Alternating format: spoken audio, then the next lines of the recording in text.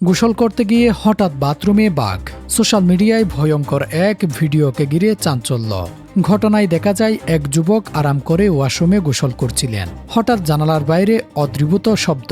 সন্দেহ হতেই মোবাইলের ক্যামেরা অন করলেন তিনি। আর ঠিক তখনই জানালার পাশ দিয়ে ঢোকার চেষ্টা করছে একটি বিশাল বাঘ। মুহূর্তেই বদলে যায় পরিস্থিতি। যেখানে থাকার কথা ছিল শান্ত পরিবেশ, সেখানে হাজির হয় মৃত্যুর ভয়। বাঘটি জানালায় উঠে ভেতরে ঢোকার চেষ্টা করছে, আর ভেতরে দাঁড়িয়ে আছে সেই যুবক। ক্যামেরাবন্দি করছে পুরো ঘটনাটি। অবিশ্বাস্য হলেও সত্য।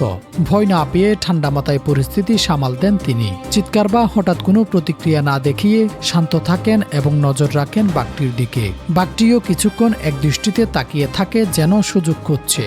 তবে সৌভাগ্যক্রমে পুরোপুরি ঢুকতে পারেনি ভেতরে। জানা গেছে ঘটনাটি জঙ্গলের কাছাকাছি একটি এলাকায়, যেখানে বন্যপ্রাণীর উপস্থিতি স্বাভাবিক। জানিয়ে সোশ্যাল মিডিয়ায় ঝড় উঠেছে। অনেকেই বলেছে এই জায়গায় যদি আমি থাকতাম তাহলে ভয়ে অজ্ঞান হয়ে যেতাম। আবার কেউ কেউ বলছেন 1 সেকেন্ড দেরি হলে বড় দুর্ঘটনা ঘটতে পারত।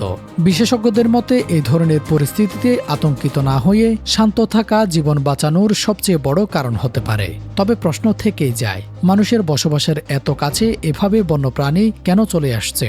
এই ঘটনা আবারও মনে করিয়ে দিল প্রকৃতির সাথে সহাবস্থান কতটা ঝুঁকিপূর্ণ হতে পারে।